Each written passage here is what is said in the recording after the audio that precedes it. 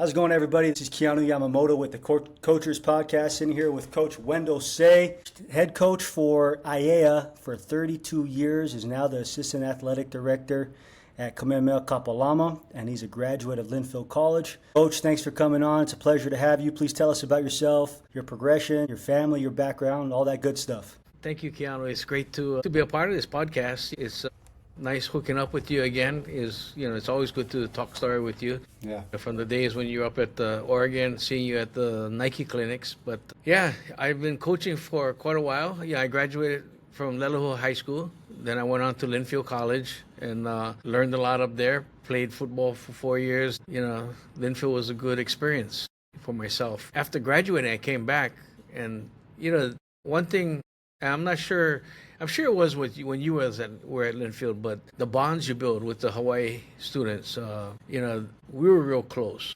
The group of students that were from Hawaii that was up there when I was there, we became very close. We're lifetime friends. I mean, we do things together to this day. So how I got into coaching was one of the graduates. He was older than I, Marco Min. He was a teacher at Aiea High School, and he was our quarterback when I was at Linfield. And we won the championship, went to the Nationals. I was a freshman. He was a senior, and Wes Swan was the running back then. If you remember Wes Swan, he was coach. Marco, we would play basketball on Sundays at Kalani High School, and Marco was teaching. He was teaching PE at Aiea High School, and then he said, "Hey, are you interested in coaching? Because we're looking for a DB coach." And I was a DB at Linfield, so I was thinking, I don't know. I never thought about coaching, but playing basketball. He said, "Yeah, just come out, talk to the coach, interview you." So I said, "Yeah, I'll give it a try." I went out, met with at the head coach at the time was Ray Higa, and this was 1980. I met with Ray Higa, and we talked football, and then he hired me. I was very fortunate. Got to coach with Marco, and my first taste of Aiea. The only thing I knew of Aiea was when I was in high school. We played them. I knew they were always had good players, big players. Because they had the housing. My first opportunity to meet the kids and be out there as a coach. It was enjoyable. I really enjoyed it as an assistant. I never was a coach before, and was able to do. It was simple. Just coach how I always coach. Mm-hmm. I had good coaches at Linfield. In fact, my position coach when I was at Linfield was Mike Riley, who was the head coach at Oregon State. And he was my DB coach, and he was also our defensive coordinator at the time. Doing things that they taught me, and they taught me the right things. So it was easy to pass on. As I coached there, I was an assistant for 1980, for 12 years before I became a head coach. That's goal crazy. When I first started coaching was always to go back to my alma mater. Yeah. Because Lelehua was always a good team and always played for championships, and I wanted to, go back. I still lived in Wahiawa. And wanted to go back there and play, or not play, but coach. But after the first year, I talked to Coach Yoshida, and they didn't have any openings. So I just stayed at Aiea. But when Coach Yoshida contacted me that they had a position, I was at Aiea. I really enjoyed it. I really liked the kids. I got to know the kids and bond with them. And as the years go on, you meet more kids. And back, it was different, because high school, I went to a high school that we won every year. At Lelehua. We either won the championship or came in second. Then I went to a college that we won every year. My 4 years at Linfield, we won the championship, and then we went to the Nationals twice, my freshman and senior year. My first year coaching, I was at Aiea, and I thought, my God, look at these athletes. We were the largest, we had the biggest team in the state, I think. The only team bigger than us was the University of Hawaii. I mean, we went tackle to tackle. Are you talking body types, or are you talking size? Yeah, body type. We're huge, yeah, and they're athletic. Our whole line, offense, defense, we're separate players, but they're huge. I said we went offensive, we went tackle to tackle. We averaged, our two tackles were 6'4", one was 6'4", 290. The other one was 6'4", 250. Our guards were like 6'2". Our center was 6'3". Our running back was 6'3". Our fullback was 6'3", 240. That's running awesome. back was 6 feet. Oh, it was just huge. I remember when I was in high school. I had a tackle that I played with. He went to UW, so he was a legit old lineman. Yeah. But I remember the center I had was 5'10", 175, 180. One of the guards was about the same size. It was fun, So- though. It was fun. But it was funny that, my first year coaching, I thought, boy, we're gonna win the OIA. Yeah. But we only won 3 games that year. Why do you think that was? They're good kids. I don't think going back, the head coach at the time, Ray Higa, he you could sit down with him and talk football. He knew football, books and stuff, but I don't think he knew how to get it out across to the kids. His coaching, his staff was a great staff too. Nice people, good for the kids. But I don't want to, I'm not going to badmouth them. They're good people. Just we weren't able to prepare the kids. I don't think a lot of these kids went on to college and did well at the junior college level, then going to a 4-year school. Some went to major schools. But again, in high school, we played Lelehua, and you talk about a smaller team. Lelehua's guards were only 5'3", 150 pounds. I think their biggest player was 6 feet, 200, and they smoked us 35-0. Yeah. They just ran circles around us. But it wasn't, we didn't have I wouldn't say a bad team. I don't think we were prepared well. How everything went. But it was a good learning experience. Again, I always tell our coaches, sometimes you win and sometimes you learn. And I think we learned a lot. I learned a lot in those early years when I first started coaching as an assistant, how we prepared kids. It was a lot different from when I played, how I was prepared, how Linfield prepared me, how Lelehua prepared me for games, how we prepared the kids. So as the years went on as an assistant, I think I coached with Ray for 2 years, and then Gary Clark took over. I don't know if you know who Gary Clark is, but I think he was a head coach at Kealakei for later, but he went to Lelehua. He was with us. He was the head coach at Aiea for 5 years. I coached under him as a DC, and we did really well. I mean, we got better. We're we moved up a lot from the bottom of the pack to more like the middle of the pack and over. Then Gary went over to Lelehua, took over for Mr. Yuta.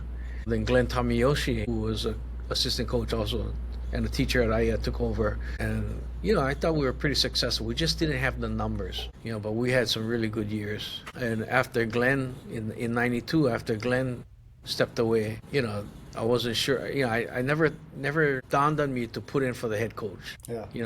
I just enjoyed being an assistant. I enjoyed coaching a position, DBs, but, I also learned, Gary Clark was a good coach whose philosophy was to put us at a different position. You have your main position, DBs, but offensively he put us at a different position every year, so we can learn the game and be able to coach. And he said that'll prepare you to be a better coach. So, I learned to coach quarterbacks, receivers, running backs, O-line, tight ends. Jack of all trades right there. Yeah, so I mean, it helped to coach all those positions. But when Glenn stepped down, the AD at the time, Dan Hironaka, was saying if I was going to put in, I thought I wasn't thinking about it, but he said you should, because you don't know who the next head coach is going to be, and he might not bring you on staff. So I had to think about it, but then I thought, you're right. So I put in, and then, he didn't, it wasn't that long, and he talked to me, and then he hired me. He said that Coach Ginoza from Waianae said, why look for another coach? You have one right there who was working with you for so long. As he had recommended me to our AD that you'd be foolish not to hire Wendell as the head coach. So thanks to him, I got the job. And it was tough being a head coach because I couldn't, I just enjoyed working with the kids. But as a head coach, there's so many other things you got to do. Mm-hmm. You can't really coach, and I found that out in the early years. I would coach a position, it takes away. There's a lot of other things that needed to be done. Yeah. So if you could coach one position for the remainder of your time coaching, what would that position be? Would it be DBs? Of course. There you go. So if my Linfield math is correct, you did 12 years as an assistant and then 32 years. So a total of 44 years at Aiea. Yes. That's awesome. 44 years. And then 45 this year because I did the girls' flag. Oh, did you? As the head coach, they asked me to do it because it was a last minute thing in the ILH. Yeah. So the AD Reggie kind of volunteered me. Yeah.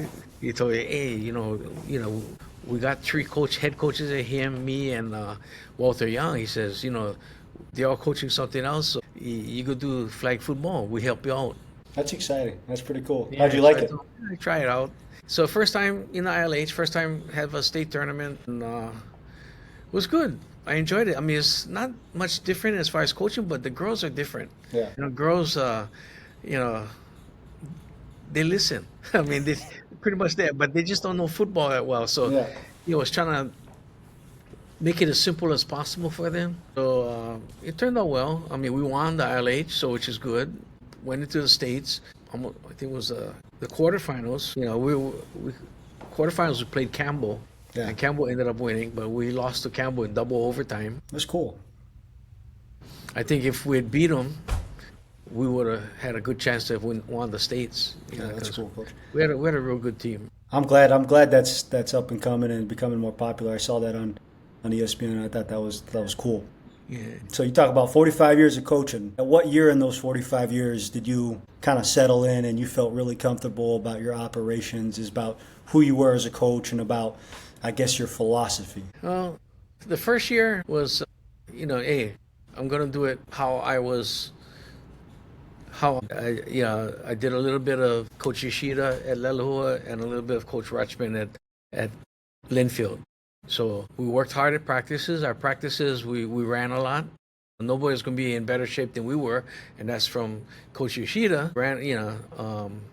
And then, we were going to be very fundamentally sound, and that's Coach Rutschman. Okay, we were follow, and then my first year as a head coach, we had success. I mean, it worked. We won our division, and we went to the playoffs. And back then, there wasn't no Open or Division One. If you were in a division, you won, you played the best. So we played in the playoffs. We played Lelahua, who was ranked, I think, number 2 or 3 in the state, and we beat them. And then we played Waianae, who was, I believe at the time, number 1 in the state, or could have been second, and was St. Louis, but we ended up playing Waianae. We lost by a touchdown. So, it was very successful my first year. And you'd think that after that first season, the next season would be, get more guys, because I only had like 28 players the first year. Wow. Well, next year we only had 21. Nobody wanted to run. Yeah. And everybody, the word was we ran a lot. So we didn't have much players. 21. We were the most conditioned. I felt that year, that second year, was probably my best year of coaching, because we played the best. We played in the toughest division. We played all the Waianae, Campbell, Farrington, and we played them with 21 players. And 21 players, and one of them was just a kicker. And the mom made sure that he never played a position but kicked. That was Ben Villaflor.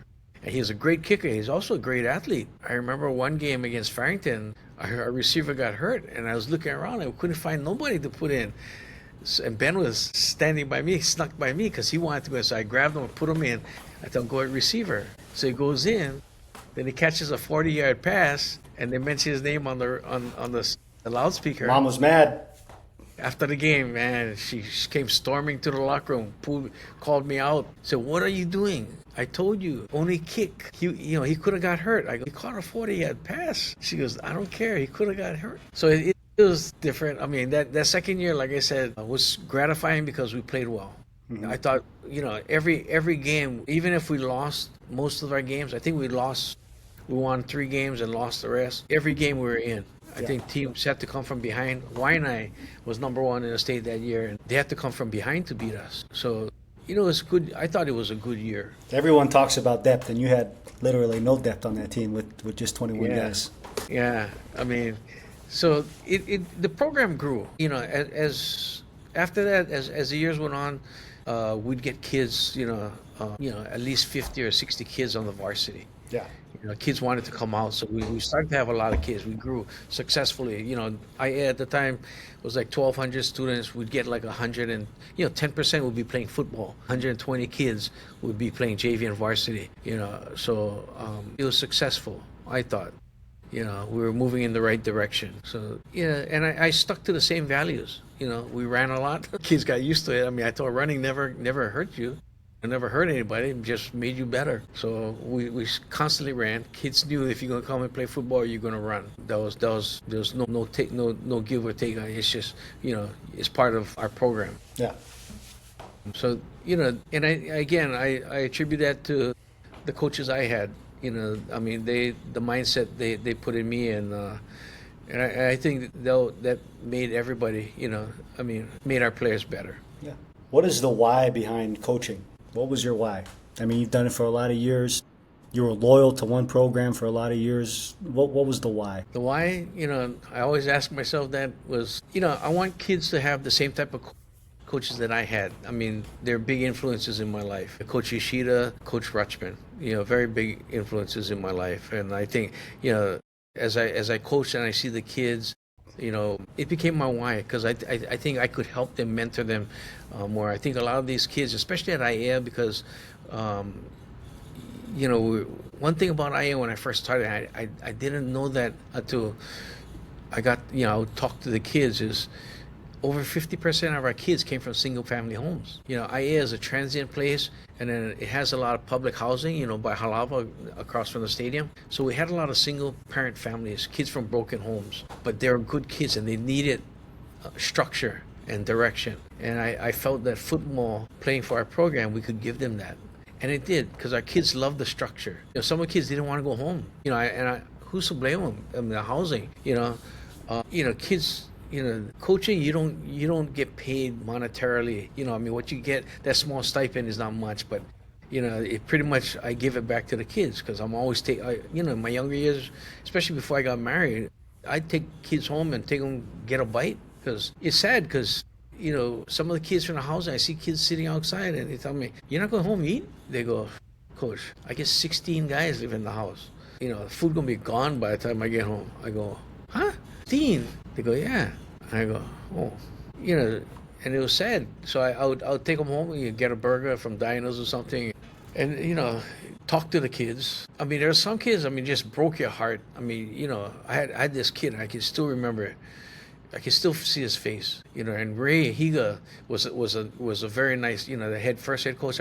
He was such a good person. He was a counselor, so he really, you know, he had a heart for the kids. I remember this one kid, big Samoan kid, wear the same clothes, and he wear the same shirt under his equipment. They come to school with that shirt, and I remember Ray telling him, "You know what, the school going to give you $20 a week for you clean the locker room." This is 1980, $20 is a lot of money. The boy goes, "Huh?" He goes, "Yeah, the school going to pay you, so, you know, just clean the locker room. They go, you know, every day, in the week, every Saturday he'd give him $20." And the kid, he's so happy. I mean, I used to feel bad for him, because he come practice. I mean, he's sitting out in his school clothes and had that sour smell, because you know, he didn't have much clothes. I wish I was his size. I'll give him clothes that I had. But you know, those things, you know, make it the why. Especially when you see kids that now, I mean, all my years coaching, I run into so many of my kids, especially here at Kamehameha. There's like 7 kids playing football here that their parents played for me, and it's neat, because it's like, wow, you know, actually 7. One of them is the grandpa played for me. I keep telling him, I tell him, "Oh my gosh, I feel old." You said the grandpa played for you?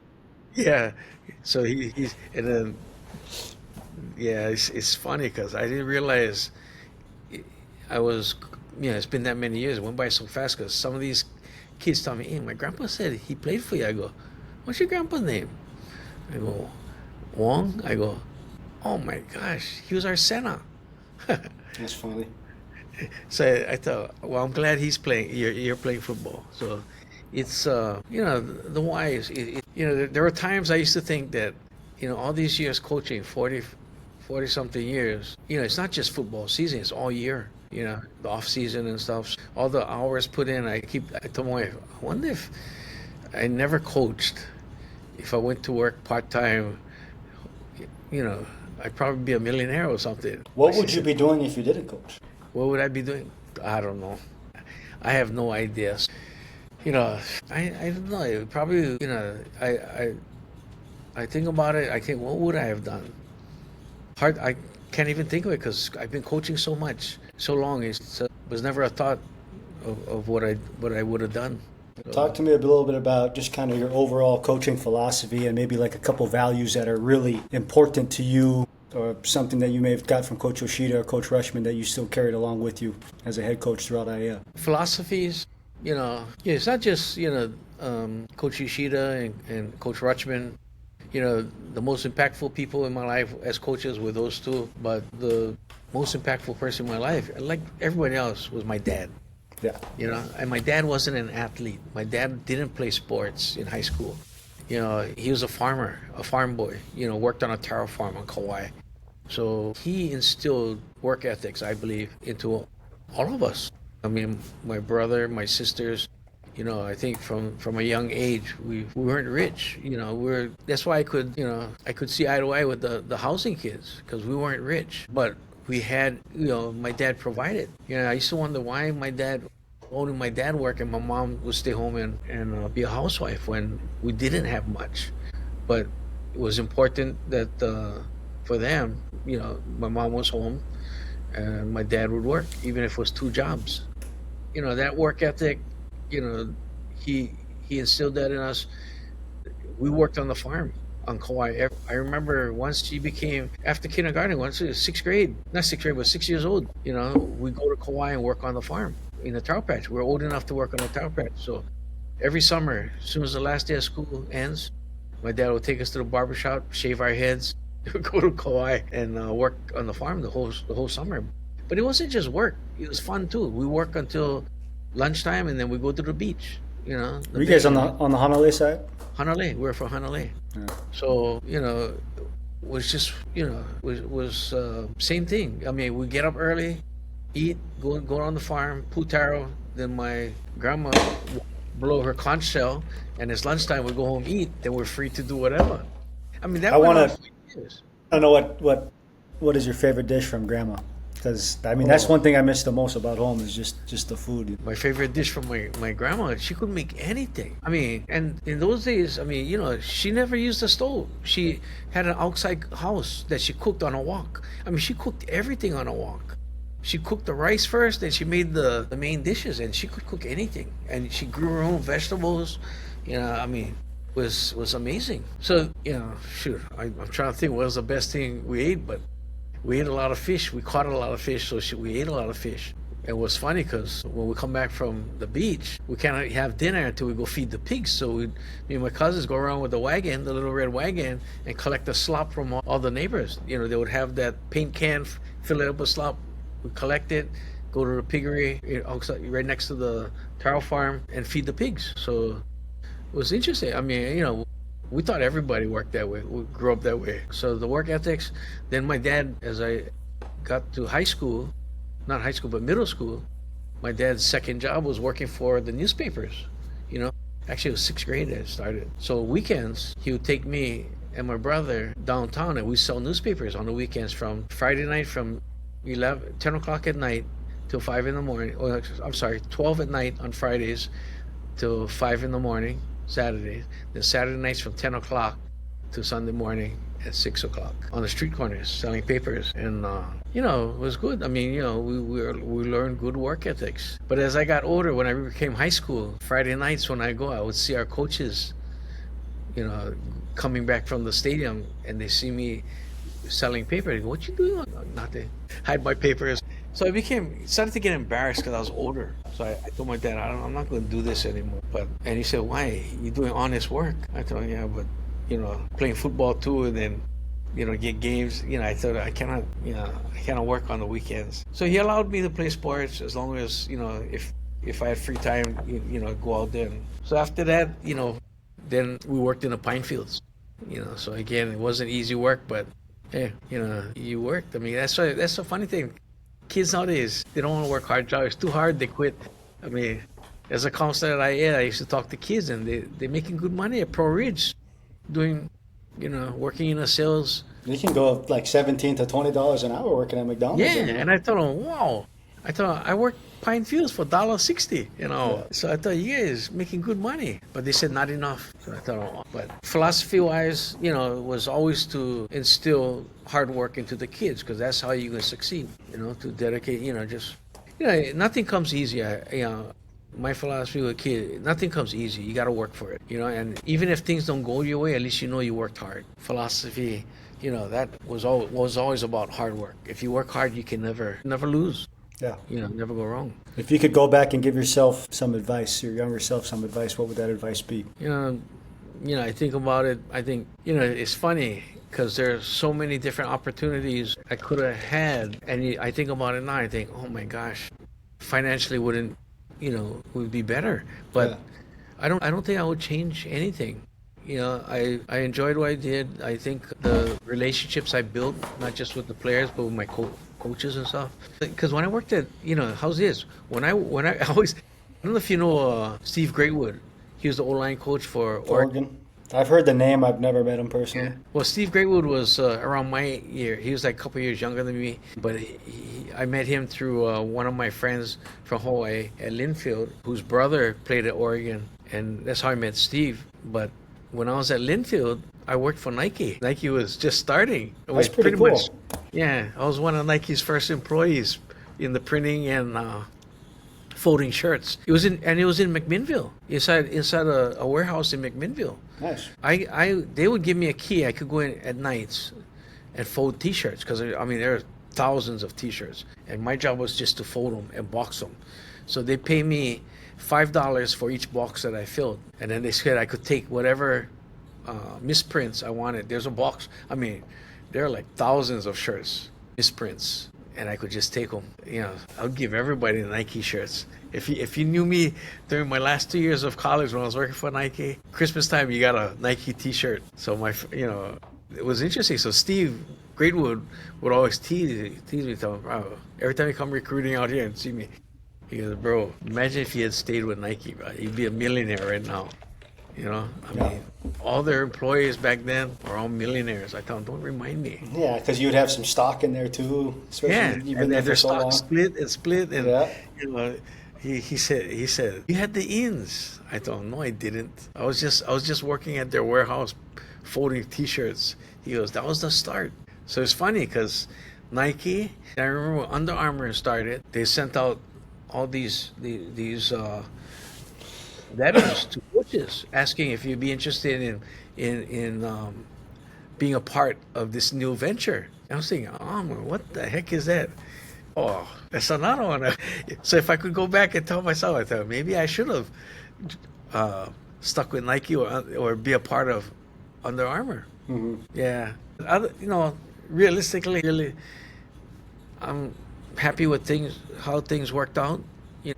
Funny, we were talking about that because I just came back from a class at Harvard two weeks ago. They sent us there for some of our administrators there for a emotional intelligence class. Great class. Now I can tell everybody I graduated from Harvard. I got a certificate and everything, but Wow. I don't know if 2 week count though. I don't know if 2 weeks classes count. I don't. But the certificate looks real. It looks like a diploma. It looks like I could put it up and you guys wouldn't know the difference. But it was a very good class. It talked about emotional intelligence. Again, I was probably the oldest person in the class because, 43 students and you come from all different backgrounds of business. We were the only educational group there, but I think there were, like 39 different countries represented. So, you had guys work for Amazon, for all these big companies, Hewlett Packard, the guys who build the airplane, Grumman, something. A lot of pharmaceutical companies, but it's all the same. Whether it's football, education, or big business, your emotional intelligence, how you work with people, how you get to know people, that's important. And I think it was really important.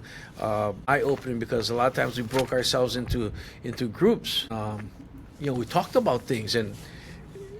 It was funny. We did like a lifeline of from when they said from when you can remember starting to work or how you were raised and your emotional intelligence. They tell you how was it up, down, and all this kind of stuff. And the only time I can remember my emotional intelligence being low was when I was young. Growing up very poor, not having anything. But then everything started to rise as we. My dad, became a little bit more successful in his career. We moved and, we got better at a lot of things or financially our family, was doing a lot better. But then I look at, the jobs from when I graduated from college to my work employment and, there really wasn't much downpour as far as emotional intelligence. It seemed like, so again, when we presented within our groups, it was interesting because what probably the youngest guy in the class, he was like 26. He was a Harvard instructor. For the, trying to say it was after you graduate, all these programs they have for you. But he would follow me around like a puppy dog. He says, I'm just amazed at your career. But he said the constants, he see it in your lifeline, was that all these years that you're successful, even when you change jobs, was that the constant was your coaching, Your intelligence level was high because you understood how to work with people, but yet, you're coaching.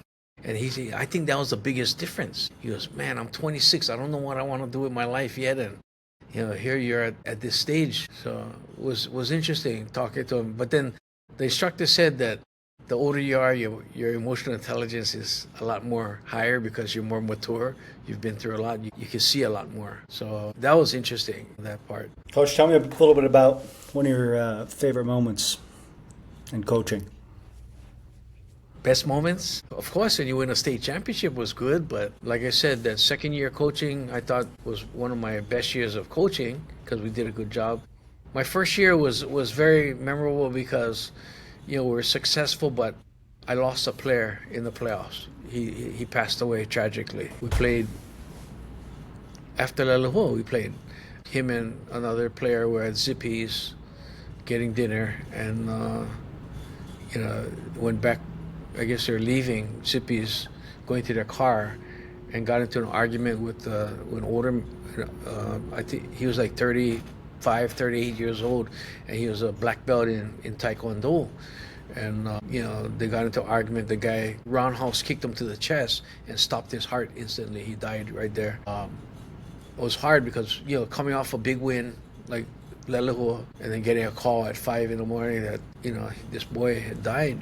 It was shocking. Yeah. Then we had to prepare for Waianae the following week. Really the toughest week because having all these assemblies, at the school for the kid, and then trying to focus our kids. We weren't going to cancel the game, so practicing and was tough. Yeah. But we played a good game against Waianae. We ended up losing by a touchdown. It's like right after the game, I just broke down. And then later, the principal called me and says, this whole week was tough. You're taking care of kids, but who was taking care of you? You're talking to them, but you need to talk to somebody. And he was right, because, everything was just piled on. And it was tough because, it was a good kid that we lost. It was tragic. And, I think after the game, there was a picture in the Star Bulletin of me holding my oldest daughter, who was 2 at the time, and just emotionally, spent, crying. Well, we went through something similar at my time at Linfield with a friend and player of mine's, Parker Moore, who was tragically killed just off of campus there at 7-Eleven, and I think it was right before playoffs, and it's hard to reset and get ready for the next week when there's so many mixed emotions. So many big questions that are unanswered as far as why, and you're just contemplating a whole lot of things about life. For me, I was contemplating a whole lot of things about my faith at the time, and there are so many big picture things, and I don't know. Life goes on, man, and it's just kind of crazy how that works. And I tell our players all the time, I remember before Coach Riley went there, Coach John Knight was the DC and my DB coach, and he told me about, he mentioned, and it always stuck in me, life goes on. I could drop dead tomorrow, but the program's still going on. They're still going on without you. They're still going to have practice. They're going to have games. Next person is going to step up, and we'll have to do the jobs. You have to understand that that's the cycle. So you gotta be prepared. At all times. That's why I try to let our players know that, that's why it's important to pay attention and know what you're doing, so that, when you do have that opportunity, you can step in and there won't be any difference. No doubt. And I think at Linfield, I saw that a lot, I was amazed that, you could be a starter as a sophomore or freshman, next year not even play because the next person would step up and got better. Then you got to work through, I mean, it's like people prepared themselves. If you were the best prepared, you were going to play. I know I told you this on the side as far as my daughter's question of the day, the Anela question of the day. And then after this, we'll kind of segue into some team dynamic stuff. But her question was, what is your favorite drink? And we'll keep it PG so you can give me the non-alcoholic drink. It's not much of an alcoholic drinker anymore, but I love Pepsi. I should be drinking a lot of Diet Pepsi. Yeah. Well, they say Diet Pepsi and Diet Coke is worse for you. I don't know why. I don't know, but so I love the Pepsi. Yeah. When I'm not when my wife's not around. So you're not a Coke guy or Pepsi guy? Pepsi products? I kind of like the Pepsi Zero too, but I mean, I love a Pepsi. Here at work, we keep it in our icebox, and once in a while I'll go over there and, even though the doctor tells me drink more water, I'll open my can of Pepsi. What does the word team mean to you, Coach? What is the worst What word? does the word team mean to you? Well, exactly what the acronym says. Together, everyone achieves more. I mean, our team shirts at Aiea, if you look at, we wear shirts on there. I made sure that our kids wore shirts under our game uniforms, those tight-fitted ones, but it always said team is greater than I. Okay, and I truly believe that. I always made sure our kids understood that team is always greater than the individual. Yeah. And I mean, together you're gonna achieve more, no matter what. I mean, everybody wants to be a chief. I always tell the kids, everybody wants to be. You got to be an Indian first. You got to learn how to be a good Indian. Be the ultimate teammate. Be the teammate that doesn't grumble, that knows his role and will do whatever it takes to help the team achieve success. I think that's what I want. Probably because I wasn't the greatest player, but I was the teammate that got along with everybody, and I was the teammate that the coaches could count on if they needed somebody to run the scout team, or if they needed somebody. They knew it didn't faze me to have to go against our starters or anything like that. So constantly, I always talk to our players about, being the ultimate teammate. You can't go wrong. You're gonna remember this years from now. At your high school reunions or your college reunion, you're always going to remember this. You're always going to you guys will always talk about football, about what a great time you guys had. You had the memories you had, good and bad. But, you don't have to be the superstar to be the best player on the team, be the best teammate, because the best superstar might not be your best teammate. Yeah. Talk to me a little bit about, the culture that you tried to instill there, and maybe things that you did on the field or off the field that would help to build up that culture and reinforce that. The culture, and our coaches knew I was a stickler for rules, okay? Making sure that you follow the rules. You don't practice, you don't play, A lot of things. I was very proud of our football team my last 3 years coaching, because I kind of changed the culture. I hired 3 girls as coaches, as assistant coaches for our JV team. Yeah. 3 young teachers just starting to teach it, and they coached track their first year, and they enjoyed it. They enjoyed their connection with the kids, and they asked me one day, we want to help coach. Can we help your football team? I go, yes, I coach. They go, we'll coach track. We don't know football. But I thought, no, but do you want to coach? They go, well, we want to learn. So I hired them to help with our JV, and then they went through the tackling training. The guy came from the mainland, the coach from in Oregon is always at the Nike tail, not Greatwood, not what is his name? We've got a brain fart here, but he came down. Back then you had to get certified in tackling. So so the girls went through that. They loved it, and then they said they helped coach a position, and they said, we'll run study hall. And I told the boys that, these are teachers here. You don't call them Miss Saya or Miss Deshawn or Miss, they're Coach Saya, Coach Deshawn, Coach Jalen. You refer to them as coaches, even on campus. So they always refer to, and one was a science teacher, one was a math teacher, one was an English teacher. So our team would always go before school, during lunch or wiki, and after school to their classrooms, and always be sitting there because they really enjoyed, broke that barrier, and they got help. They weren't afraid to ask for help. So their first year coaching with me was our team GPA. That's everybody, JV and varsity, and that's like 90 kids. Our team GPA was 3.1, highest ever. I think the highest ever before was 2.9. The second year with those girls was 3.2. And I'm thinking, wow, these kids, and it's because they weren't afraid to go ask for help.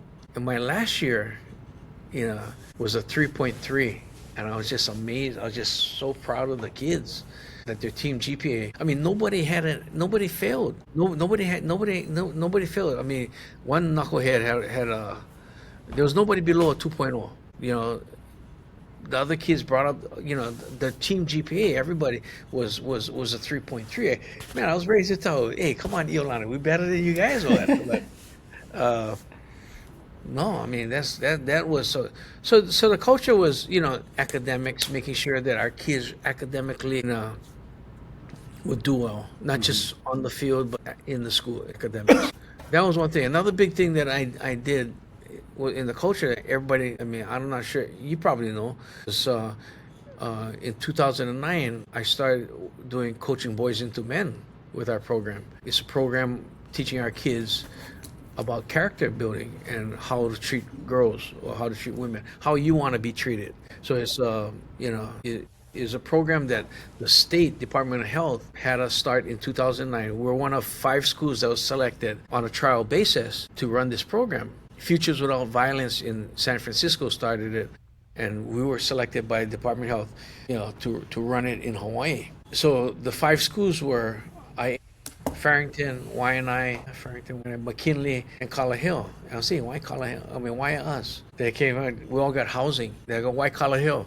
Or the AD was in charge of monitoring. So, was all schools that had pretty much low-income kids. So that first year we did it, and they told us I had to go to the training, bring 5 coaches to the training at McKinley, and I thought, man, and the season was just starting. I mean, this was, we just started conditioning. So I was thinking, man, we have so much stuff on our plates, and you're forcing us to do this? Well, I went to the training, kind of like hesitant. But once they started the training, I said, oh, this is something we need. I think this is something great because, we get a lot of housing kids, single parents. So it taught kids how you want to be treated, how to treat people. Girlfriends, if you have, how do you treat your girlfriends? How do you treat others? Respect, So after that first year, when they did the Department of Health came out, they said, oh, they showed us the results from their tests or whatever.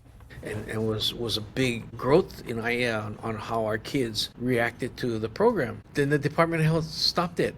I mean, they didn't, we heard nothing of it.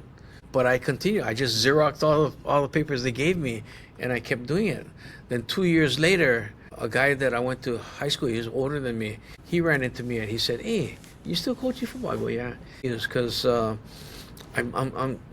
he was a lawyer that ran a program for TROs with the court. So he said, I'm doing this program called Coaching Boys into Men. I'm going to be the executive director for Hawaii. You ever hear that? I go, yeah, I'm doing it. He goes, what do you mean you're doing it? He goes, we're one of the 5 trial schools. He goes, they stopped after that first year, but for the last 2 years, he goes, I've been Xeroxing the forms. He goes, oh, you don't have to Xerox the forms anymore because I'm going to send them to you. So we kept doing it, and to me, it's a great program.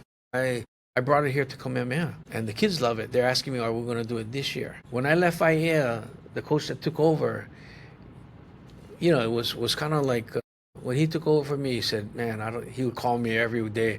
I don't know how you do this. He goes, there's so much stuff to be done. How did you do this I don't take it one step at a time. So he didn't do the Coaching Boys to Men. Then he calls me, he goes, I got to do the Coaching Boys to Men next year because you can see the change in the kids. You can see that, he said, man, when you did the program, the boys, their attitudes were a lot better.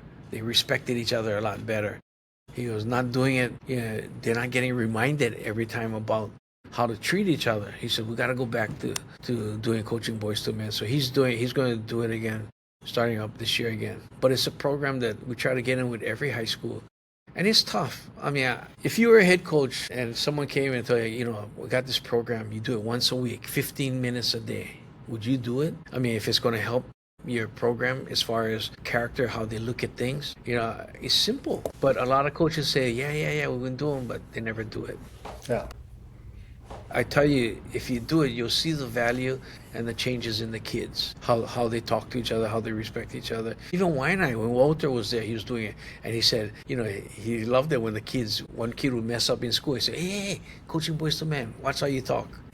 But every time there's a coaching change, I talk to coach to try to get them to do it. I don't have time, we're too busy with this. So I tell them, if you understand the effect they can have on your team, big changes. So that's one of the cultural things that was very important to me. And I have kids that graduated that come back and see it, and they said, made a big difference. I had a kid that, he went to Linfield. He was after you, Kella Grace. And he said, coaching boys to men. I played with Kella. You played with Kella? Played with Kella. So he said it made a big difference in his life. That's cool. He remembers as a freshman walking in and learning, talking, and then he's all the way to his senior year. So he said, so Kella would donate, and he'd donate $1,000 a year to our program for a scholarship for our kids, and he called it the Coaching Boys into Men Scholarship. So that's awesome. He did that for 4 years. Then he was away for the last 3, so he just called me and said, Coach, I'm back from Germany. I wanna continue with the Coaching Boys to Men. I told him, I'm not at Aiea, but you can still, do it because they're gonna do it. Yeah. He said, I wanna, help me, hook up with the coach so he can, still donate $1,000 scholarship to a player that under the Coaching Boys to Men. Yeah, you mentioned that you hired 3 female coaches, and I Yeah. kind of wanted to ask you, what are the qualities that you're looking for as a head coach when you're going to hire your assistant coaches? That they want to learn, that they're anxious to learn. It was like our girls' football team. I mean, they wanted to learn. Every time we have meetings, they're listening. Some coaches be sleeping, but these girls were listening. They wanted to learn. I mean, the only problem with the girls was they giggle too much. I constantly, in practice, you can't cut the giggling. But they're good. They love being, their relationships with the boys. That was the biggest thing. They said that they could see a change in their relationships on campus, how they acted. Especially, and they love coaching boys to men. In fact, they had me add on skits. Kids acting out skits, the football boys on coaching boys to men on certain situations. How would they act or stuff? So it was funny, was interesting. So it's something that's done 15 minutes a day 15 minutes of practice once a week. But I put aside 40 minutes every Wednesday because we practice at nights. Our kids, everybody in school knew. If you ask anybody in school or girls, I ask them, do you know what the football team does on Wednesday? It goes, yeah. You guys practice at night. You guys do coaching boys into men at 4 o'clock. I go and ask them, what is coaching boys to men? They go, because you teach the boys how to treat the girls. And I thought, so they tell you guys about that? He goes, yeah. And one there was one time where these teachers came and wanted to thank me for the boys. This boyfriend and girlfriend was arguing during lunch. I mean, getting real loud, and our boys went up and told, hey, separate. You guys need to time off, separate. And the teachers saw that and thought it was good because they said they learned that in coaching boys to men, to separate, before something bad happens. So, and one of our players, talked before the House of Representatives about the program and how it helped him. It was nice because he always said, I always wondered why my mom never told me about my dad, why he left. And now I understood after coaching boys to men that my mom finally told him that he was abusive. I never knew that. I never knew my dad was abusive to my mom. And he was, coaching boys to men made me understand, about relationships and how to be. So you started that in 2009, and then essentially... Yeah, Bill was a freshman. Yeah. Gotcha. Then That's I did awesome. it all the way until I 2024? left. Yeah. That's pretty cool, Coach. I mean, just to do something that's impactful. And I'm sure, did you guys get any other sports involved at Aiea as well too? I tried to, but again, it's the same thing. Too busy. The AD wanted everybody, but You kind of mandate them. So I did it with the boys football team last year, and I did it with our girls, the flag football, and it was successful with them. I think that's part of our success making it to the States so far, winning the ILH, was that the mindset of how you treat each other. So how did you go about when you were at Aiea, or even this past year with the girls flag football team? How do you go about kind of instilling a sense of shared leadership within the team? yeah, what I try to do is that nobody's better than each. Treat everyone equal. I mean, just because you're the best player doesn't make you, like I said, the best teammate. Trying to be the ultimate teammate. Everybody's a leader. It doesn't matter if you're a freshman or senior. If you lead by example, go out there, practice hard. Don't be, our team values. I carry with me here. I mean, it's on my email. Okay, at Aiea we called it the 4 A's. I cannot call them the Aiea 4 A's. But it's attitude, accountability, appreciation, and academics. And those are 4 values I tell our kids that once you ingrain that, you'll be it'll carry you through your life. It'll make you successful no matter what. Again, when I talk about attitude, I told the kids, we all have good or bad days. The difference is your attitude. How you approach the day is very simple. Put aside the negative and make it a good day. That's your attitude, I tell the kids. Accountability, I always tell our kids, we're not perfect, okay? We don't have to be perfect, but if you make a mistake, own up to it. Don't pass the blame, which you try to do.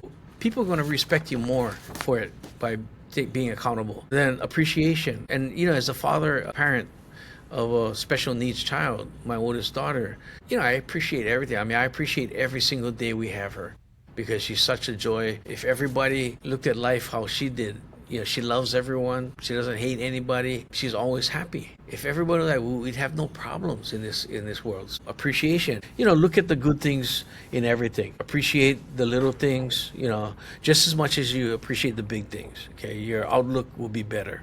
Don't compare yourself to others. Everyone is different. Okay, I mean, if you look at it that way, you'll always be fine.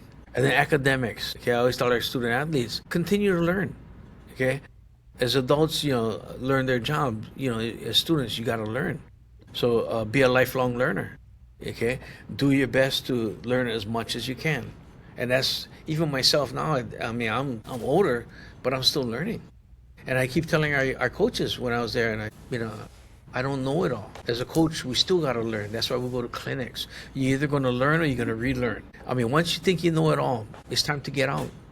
So it's sad, but there are some guys that think they know it all, but no, be a lifetime learner. I mean, even like we're going to this Harvard thing about emotional intelligence. I mean, if you ask me what emotional intelligence before, I'm thinking like learning not to cry. But it's about how you look at your perspective on everything. I mean, a little thing like perspective, can make a big difference also, how you look at things. What year within your coaching career did you realize, like, oh, okay, coaching is a lot more than just going out there, playing football, winning a game, a lot more than maybe some values that get instilled, but just overall impact and just overall development for these young kids? Like you're talking about boys to men. At what year in your coaching career did you like, okay, this is bigger than football? That's a good question, because sometimes I look at these young coaches, I get angry, like, man, these guys are only about winning. Yeah. And I'm thinking, and I'm to blame too, because I've had, when I was with Oregon State, I mean, I definitely cussed out a lot of kids. So I think at some point we were all that way. I think in my younger days, I think before I became a head coach, I thought, man, we gotta win. I'll get angry. Like, as an assistant, I think, we got so much good athletes here. Why are we losing? Why do we lose so much?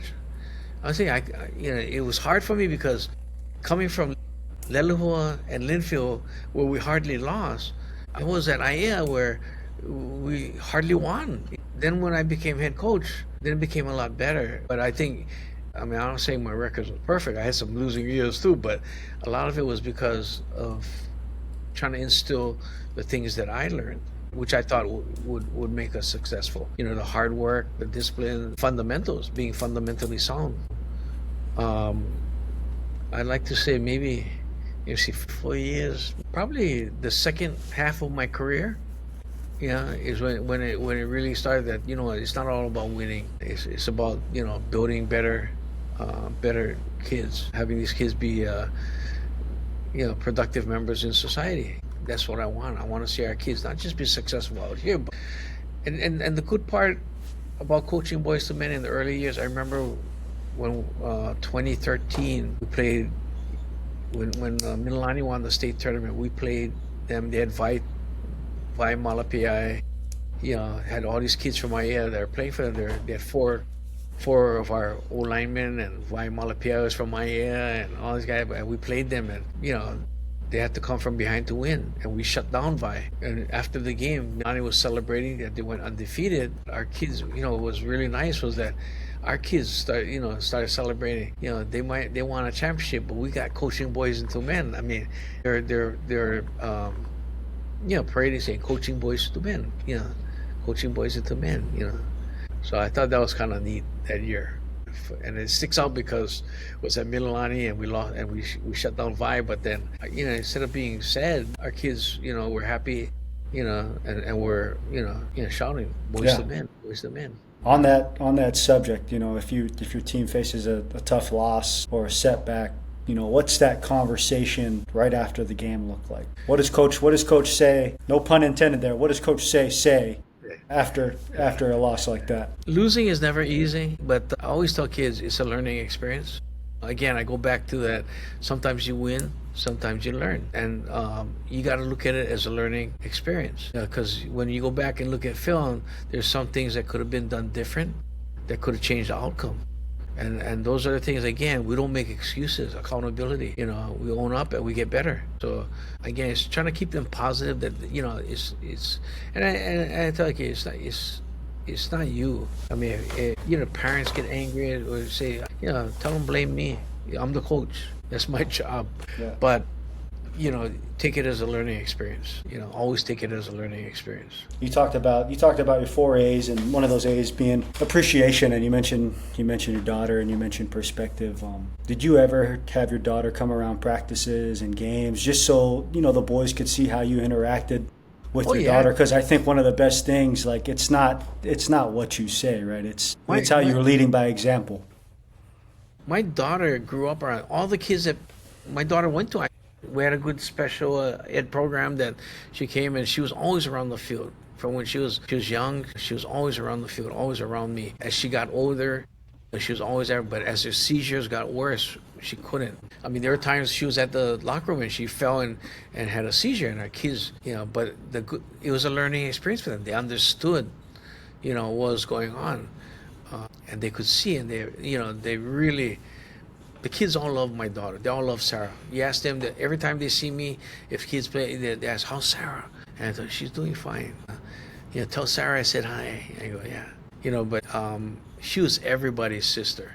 And the kids knew that. In fact, even like in the state championship, one of the referees was telling me, he remembers doing the Aiea game, homecoming, and I believe your son was playing, and they introduced all the players, and your daughter had a seizure on the field. And he goes, it was amazing how, how calm you were. And I go, because she always gets seizures. He goes, no, but I mean, I saw Fred Salanoa run from across the field to help you, and the kids were there to support her. And I go, yeah, because they see that. I mean, that's part of our life. Mm-hmm. So appreciation, yeah. I mean, especially in times like now, like she was in the hospital for 2 months and being home, I just appreciate, that she's home. I mean, we're not sure. I mean, we leave it all in God's hands. I mean, she's already, they didn't say they said she wasn't going to live past 18. She's 36 now. So that's twice. Well, and hopefully she'll still be around for many more years.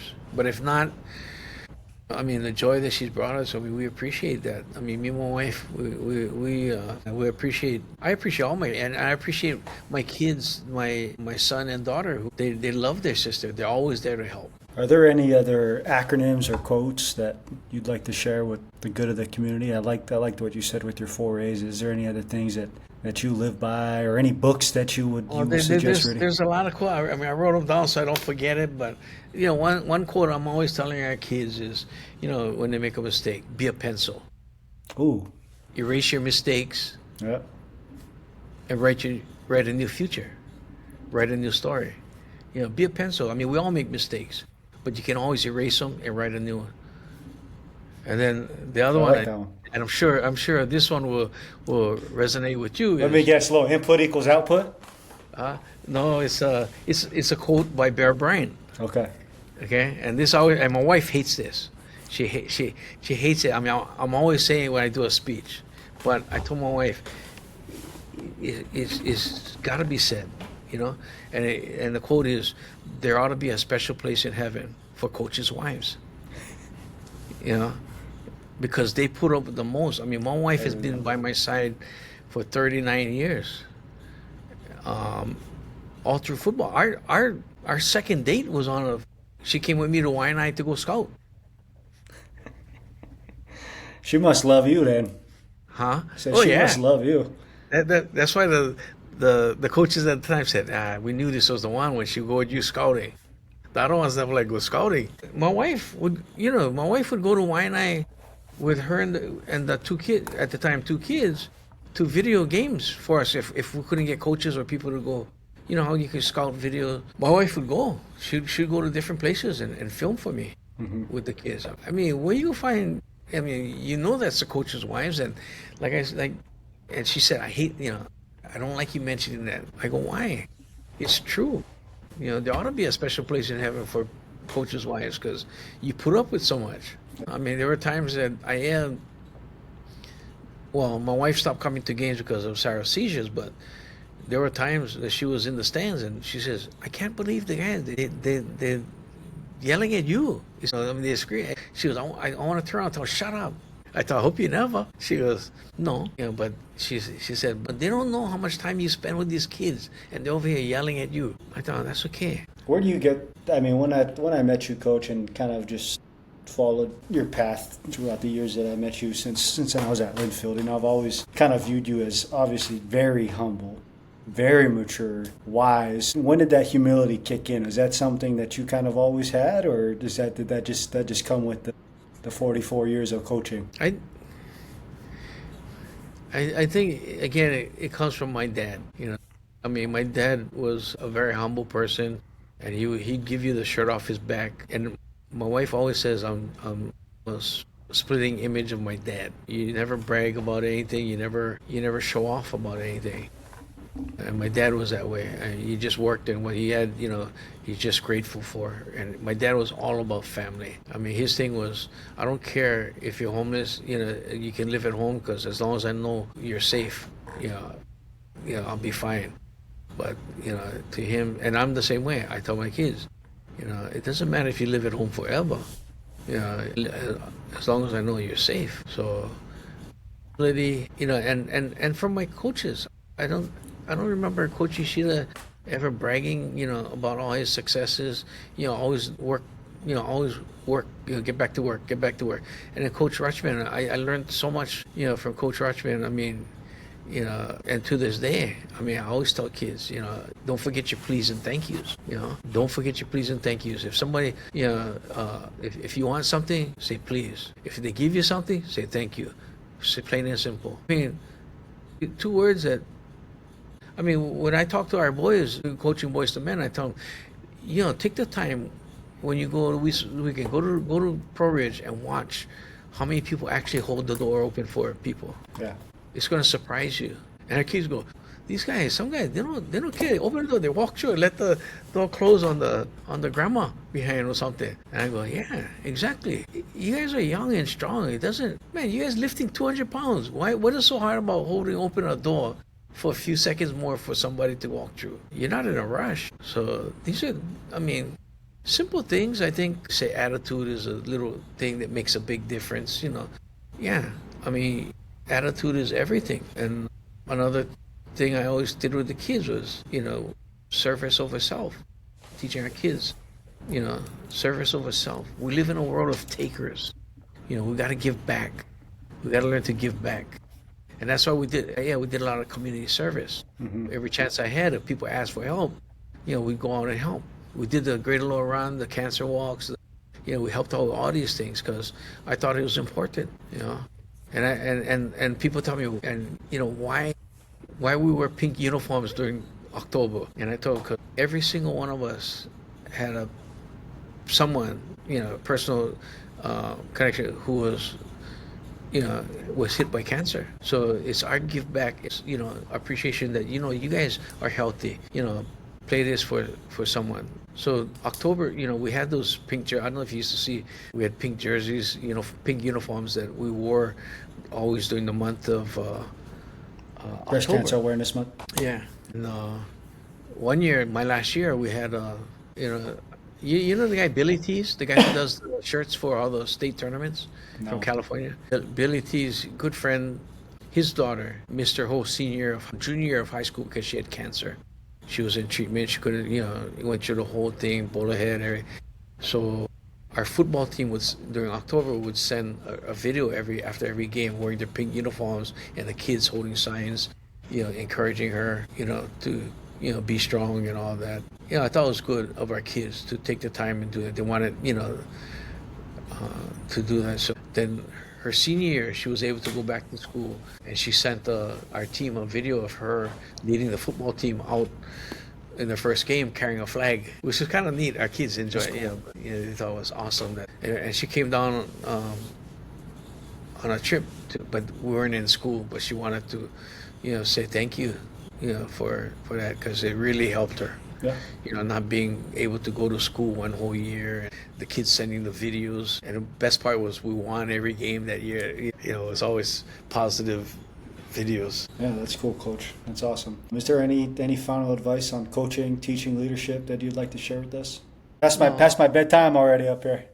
Sorry. No, it's good. I enjoyed the conversation. So I know it looks dark now. I was just wondering. I'm thinking like, hey, shoot. But I don't know. It's been a love of mine, coaching. I think, like I said, Coach Yoshida and Coach Rutschman impacted me.